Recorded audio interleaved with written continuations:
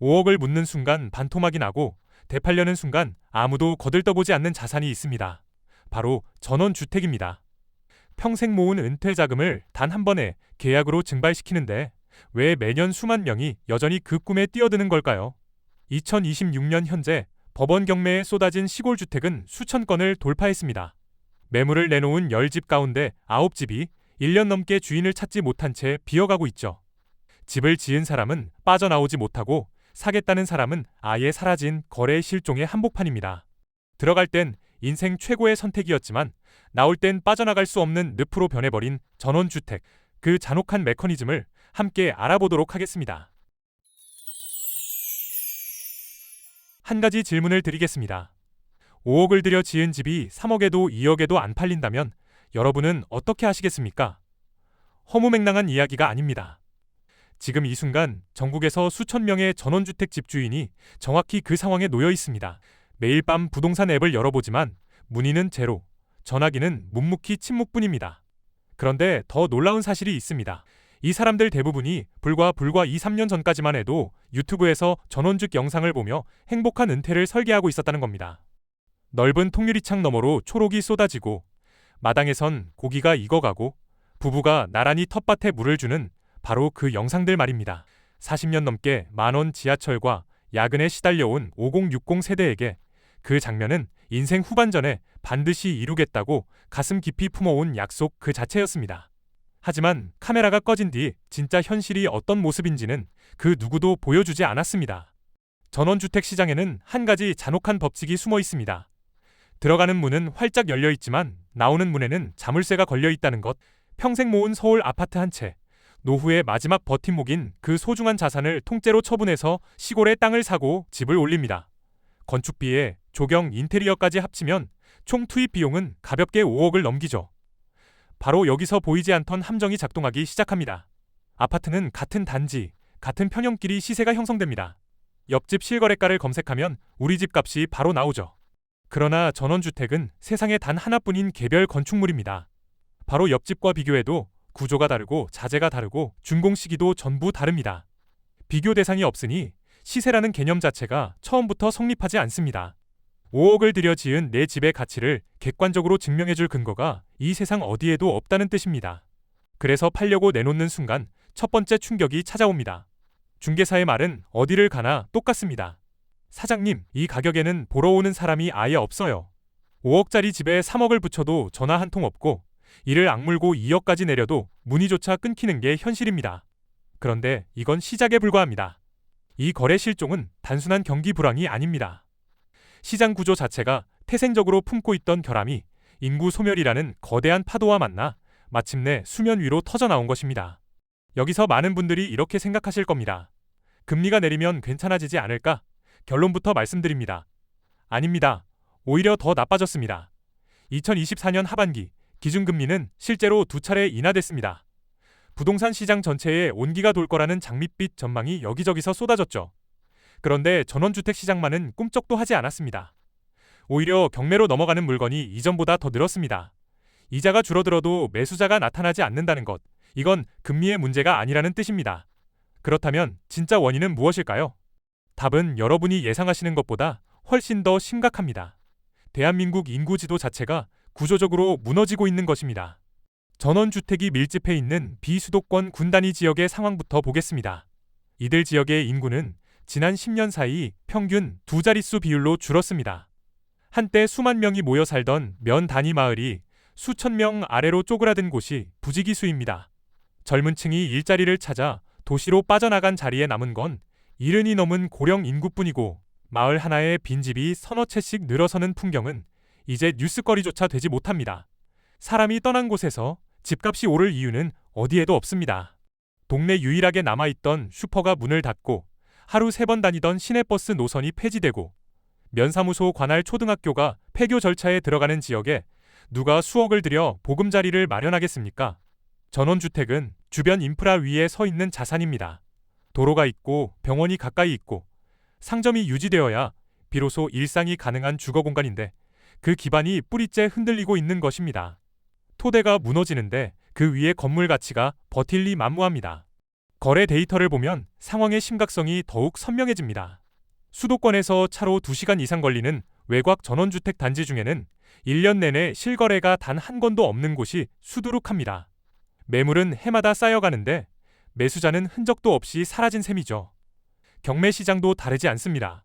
감정가의 절반 아래로 떨어져도 유차를 거듭하다가 3번, 4번 끝에 최초 감정가의 3분의 1에서 겨우 낙찰되는 사례가 심심찮게 나옵니다. 경기 북부와 강원 접경 지역마저 이 흐름을 비켜가지 못하고 있습니다. 그런데 문제는 여기서 끝이 아닙니다. 안 팔리는 것보다 더 무서운 덫이 아직 남아 있습니다. 전원주택에서 파산한 사람들의 데이터를 모아보면 기막힌 패턴이 하나 보입니다. 망한 집일수록 예쁩니다. 카페에서나 볼 법한 원목 마감재에 수입 타일로 두른 넓은 욕실, 잔디밭 위 조경석, 처마 끝에 매달린 감성 조명까지. 인스타그램에 올리면 좋아요가 수백 개 달릴 만한 그림 같은 집이죠. 상식적으로는 예쁜 집이 잘 팔려야 합니다. 그런데 현실은 정반대입니다. 예쁘게 지을수록 정성을 쏟을수록 오히려 많은 돈을 잃는 잔혹한 구조가 이 시장 깊숙이 숨어있기 때문입니다. 왜 그런지 지금부터 정확히 설명드리겠습니다. 아파트는 같은 단지, 같은 평형이라는 기준선이 있으니 시세가 만들어집니다.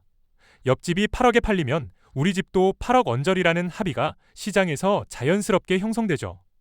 그러나 전원주택의 건물은 지어지는 순간부터 중고차와 똑같은 운명을 탑니다.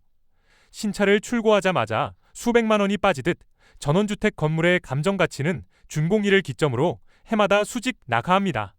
한국감정원 기준으로 목조주택의 법정 내용 연수는 고작 20해 남짓입니다.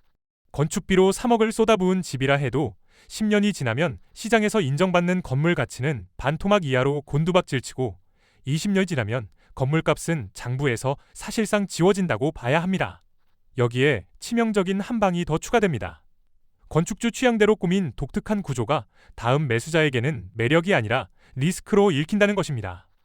멋들어진 벽난로를 봐도 매수자 머릿속에는 매년 들어갈 장작값과 연통 청소 비용이 먼저 떠오릅니다. 근사한 원목 데크를 봐도 2년마다 썩어 들어가는 목재를 교체하는데 수백만 원이 든다는 계산이 앞서죠. 수천만 원짜리 자동 관수 시스템 역시 한번 고장나면 시골에서 전문 수리 업체를 찾기조차 쉽지 않습니다. 내가 아름답다고 느낀 모든 것이 남의 눈에는 끝없이 돈을 빨아먹는 관리비 덩어리로 보이는 것입니다. 결국 전원주택 거래에서 가격을 지탱하는 유일한 축은 건물이 아니라 땅입니다. 이 냉정한 사실을 모르고 화려한 껍데기에 돈을 퍼붓는 순간 은퇴 자금은 다시는 회수할 수 없는 매몰 비용으로 전환됩니다. 일본 가루이자와의 별장들이 바로 그 길을 먼저 걸었습니다. 버블 시절 수억 엔에 거래되던 집들은 거품이 꺼진 뒤 건물 가치가 제로로 수렴했고 지금은 오직 땅값만 남아 있습니다. 화려함에 눈이 멀면 발밑의 땅은 절대 보이지 않습니다. 처음에는 그 고요함이 좋습니다. 새벽에 눈을 뜨면 새소리가 들리고 밤이면 별이 쏟아집니다. 도시에서 수십 년간 시달려온 소음과 매연과 사람들의 눈치가 한꺼번에 사라진 세상. 이것이야말로 내가 꿈꾸던 삶이라고 온몸으로 확신하게 됩니다. 그런데 그 확신이 흔들리기 시작하는 데는 생각보다 오랜 시간이 걸리지 않습니다. 대부분의 경우 딱 6개월입니다. 봄에 입주해서 여름까지는 천국이지만 가을이 깊어지고 첫 겨울이 찾아오는 순간 고요함의 진짜 정체가 모습을 드러냅니다. 그것은 여유가 아니라 고립이었습니다. 5060 세대에게 가장 중요한 것은 건강입니다. 쉰을 넘기면 몸은 예고 없이 경고 신호를 보내기 시작합니다. 한밤중에 갑자기 가슴이 조여오는데 가장 가까운 응급실까지 차로 40분이 걸린다면 어떻겠습니까? 겨울에 눈이라도 쌓이면 그 40분은 1시간 반으로 늘어납니다. 도로가 얼어붙는 날이면 아예 집 밖으로 나갈 수조차 없습니다. 실제로 비수도권 군 지역의 응급의료 접근성은 해마다 눈에 띄게 악화되고 있습니다. 면 단위 보건지소는 의사 1명이 관할 주민 수천 명을 도맡는 곳이 태반이고 야간에 진료가 가능한 병원은 읍내까지 나가야 겨우 하나 찾을 수 있는 수준입니다. 서울이라면 119에 전화하고 10분 안에 구급차가 현관 앞에 도착하는 거리. 너무나 당연하게 여겨온 그 안전망이 이곳에는 처음부터 존재하지 않는 것입니다. 건강만이 문제가 아닙니다. 일상의 인프라가 하나둘 사라지면서 생활 자체가 매일의 전쟁으로 바뀝니다. 장을 보려면 차를 몰고 20-30분을 나가야 하고 택배 하나 받으려 해도 배송 불가 지역이라는 안내 문자가 뜨기 일쑤입니다. 운전이 어려워지는 나이가 오면 그마저도 불가능해지죠. 배우자 중 한 명이 먼저 세상을 떠나거나 오래 몸져눕는 순간 넓은 마당과 텅 빈 거실은 위로가 아니라 공포의 공간으로 돌변합니다. 이웃집까지 수백 미터. 밤이면 가로등 하나 없는 칠흑 같은 어둠 속에 홀로 남겨지는 현실. 도시에서는 상상조차 하기 어려운 종류의 깊은 외로움입니다. 전원 생활을 접고 다시 도시로 돌아온 사람들이 가장 많이 꼽는 이유가 바로 이 고립감입니다. 조용해서 좋다던 그 말이 무서워서 못 살겠다는 하소연으로 뒤집히는데 채 1년이 걸리지 않았다고 하나같이 입을 모읍니다. 공기 좋은 산속은 젊을 때는 낭만이지만 나이 들수록 생존을 위협하는 오지가 됩니다. 도저히 못 살겠다는 결심이 서는 순간 두 번째 지옥이 시작됩니다. 집을 내놓는 것입니다. 가까운 읍내 부동산 중개소를 찾아가 매물을 등록하고 인터넷 부동산 플랫폼에도 정성껏 찍은 사진을 올립니다. 처음 한두 달은 혹시나 하는 기대감에 전화기를 손에서 놓지 못합니다. 그러나 석 달이 지나도, 반년이 지나도, 1년이 지나도 집을 보겠다는 연락은 단 한 통도 오지 않습니다. 플랫폼 조회수만 조금씩 올라갈 뿐 실제 문의는 철저히 제로인 화면을 밤마다 들여다보게 됩니다. 피가 마르는 기다림입니다. 매물을 올린 날부터 팔리는 날까지 전원주택의 평균 매각 소요 기간은 아파트의 몇 배를 가볍게 넘긴다는 통계가 이 고통의 길이를 말해줍니다. 바로 이 순간을 노리는 사람들이 있습니다. 이른바 악덕 중개업자들입니다. 지칠 대로 지쳐있는 집주인에게 슬쩍 다가와 귓속말을 합니다. 사장님, 수수료를 좀 넉넉히 쳐주시면 제가 매수자 한 명 물어올게요. 법정 중개 수수료를 훌쩍 넘는 수천만 원의 뒷돈을 요구하는 것이죠. 절박한 매도자는 밤새 고민한 끝에 응할 수밖에 없습니다. 빨리 이 늪에서 빠져나가고 싶다는 마음이 판단력을 마비시키기 때문입니다. 그런데 이 과정에서 벌어지는 일이 더욱 끔찍합니다. 중개사는 매수자에게 실제 가치보다 크게 부풀린 가격을 제시하고 그 차익의 상당 부분을 자기 주머니에 챙깁니다. 업계에서 인정작업이라 불리는 호가 뻥튀기입니다. 매도자는 제값을 못 받고 아무것도 모르는 매수자는 바가지를 쓰고 중개사만 배를 불리는 삼중 사기 구조가 전원주택 시장 곳곳에서 조용히 반복되고 있습니다. 이런 거래가 한두 건이 아니다 보니 시장 전체에 걷잡을 수 없는 불신이 쌓입니다. 전원주택을 포털에 검색하면 자동으로 따라붙는 연관 검색어가 사기, 호가 조작, 중개 피해인 현실이 이를 적나라하게 증명합니다. 실제 매수 의향이 있던 사람들마저 겁을 먹고 아예 발길을 끊어버립니다. 정당한 가격에 성실하게 내놓은 매도자까지 덩달아 피해를 보는 악순환이 단단하게 굳어지는 것이죠. 신뢰가 무너진 시장에서는 가격을 아무리 낮춰도 거래가 성사되지 않습니다. 매수자 입장에서는 눈앞의 가격이 진짜인지 또다시 누군가의 인정 작업인지 구분할 방법 자체가 없기 때문입니다. 결국 선의의 매도자와 매수자 모두가 시장을 등지고 남는 것은 팔리지 않는 빈집과 그 안에 묶인 채 녹슬어가는 수억 원의 은퇴 자금뿐입니다. 감가상각, 고립, 불신. 이 세 가지 덧만으로도 충분히 치명적이지만 전원주택 시장을 진짜 막다른 골목으로 몰아넣는 결정타는 따로 있습니다. 바로 수요층의 멸종입니다. 여러분이 언젠가 이 집을 팔아야 할 때 그 집을 기꺼이 사줄 사람이 대체 누구인지를 진지하게 생각해 본 적이 있습니까? 답은 3040 세대여야 합니다. 부동산 시장에서 실수요의 주축은 언제나 바로 그 다음 세대이기 때문입니다. 그런데 지금의 3040에게 흙은 어머니의 품이 아닙니다. 신발이 더러워지는 진흙이고 벌레가 기어나오는 불쾌한 공간일 뿐입니다. 이 세대는 태어날 때부터 아파트 단지 안에서 자랐고 편의점과 카페가 도보 3분 거리에 있는 환경을 공기처럼 당연하게 여기며 살아왔습니다. 주말에 글램핑장에서 하룻밤 자는 것과 365일 시골에서 사는 것은 완전히 다른 차원의 이야기입니다. 마당에서 삽질하며 땀 흘리는 낭만 따위는 이들의 인생 계획서 어디에도 존재하지 않습니다. 변화는 여기서 그치지 않습니다. 설령 자연을 즐기고 싶은 젊은 층이 일부 있다 해도 이들이 원하는 것은 여러분의 50평짜리 벽돌집이 아닙니다. 2026년 현재 부동산 시장에서 가장 빠르게 주목받고 있는 키워드는 모듈러 주택입니다. 공장에서 미리 제작한 10평 남짓의 조립식 소형 주택을 빈 땅 위에 툭 올려놓고 주중에는 도시에서 일하다 주말에만 내려와 쉬는 이른바 오도이촌 생활 방식이 새로운 흐름으로 빠르게 자리 잡고 있습니다. 이 트렌드의 핵심은 가볍고 유연하다는 데 있습니다. 싫으면 철거하고 다른 땅으로 옮기면 그만이죠. 수억을 한꺼번에 묻어야 하고 관리비가 매달 수십만 원씩 빠져나가고 팔고 싶을 때 팔 수도 없는 대형 전원주택은 이 세대가 추구하는 가치관과 생활 방식에 정면으로 충돌합니다. 결국 구조적으로 보면 이런 그림이 완성됩니다. 팔고 싶은 5060은 넘쳐나는데 사줄 3040은 애초에 이 시장에 관심조차 없습니다. 수요와 공급의 가장 기본적인 균형이 완전히 무너진 것입니다. 대한민국의 인구 자체가 빠르게 줄어드는 데다 남아있는 젊은 인구마저 전원주택이라는 주거 형태를 철저히 외면하고 있으니 이 시장의 매수 기반은 해가 갈수록 종이장처럼 얇아질 수밖에 없습니다. 여러분의 집은 여러분 세대가 마지막 수요자일 가능성이 높습니다. 살 사람이 사라진 시장에서 자산의 가치란 존재할 수 없습니다. 그렇다면 자연 속에서의 삶을 완전히 포기해야 하는 걸까요? 반드시 그렇지는 않습니다. 다만 살아남으려면 감성이 아니라 냉정한 숫자로 판단해야 합니다. 수많은 실패 사례와 극소수의 성공 사례를 가르는 그 경계선 위에는 단 두 가지 원칙이 놓여 있습니다. 첫 번째, 건물이 아니라 땅을 보십시오. 앞서 살펴보았듯 전원주택의 건물은 지어지는 순간부터 값이 떨어지기 시작합니다. 20년이 지나면 건물 감정가는 사실상 제로에 수렴하죠. 그러나 땅은 성격이 완전히 다른 자산입니다. 입지가 좋은 토지는 세월이 흘러도 일정한 가치를 유지하거나 오히려 오르기도 합니다.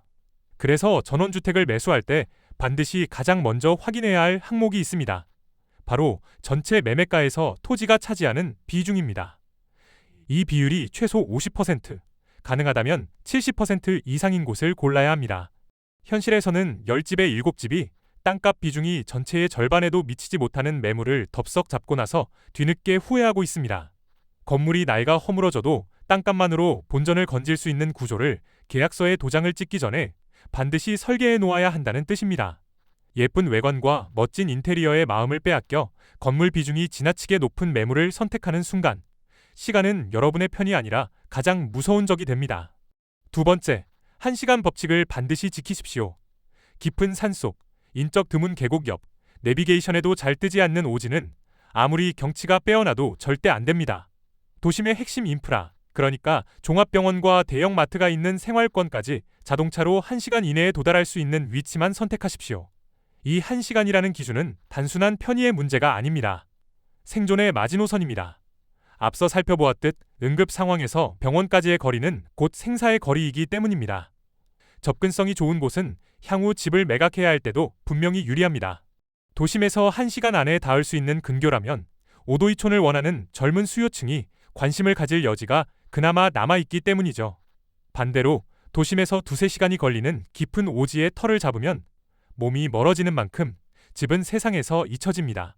사람의 발길이 끊긴 곳에서 자산 가치란 결코 지켜지지 않습니다. 이 두 가지 원칙은 그래도 전원주택을 포기할 수 없다는 분들이 반드시 가슴 깊이 새겨야 할 최소한의 생존 조건입니다. 오늘 이야기의 결론은 하나입니다. 절대 배수진을 치지 마십시오. 전원주택으로 인생이 무너지는 사람들에게는 하나의 결정적인 공통점이 있습니다. 도시에 있던 아파트를 팔고 시골로 올인했다는 것입니다. 서울이든 수도권이든 도시에 있는 번듯한 아파트 한 채는 여러분의 노후를 지켜주는 최후의 보루입니다. 아플 때 큰 병원이 가깝고 자녀와 손주가 부담 없이 찾아올 수 있고 무엇보다 팔고 싶을 때 한 달 안에 현금화할 수 있는 유동성을 가진 자산입니다.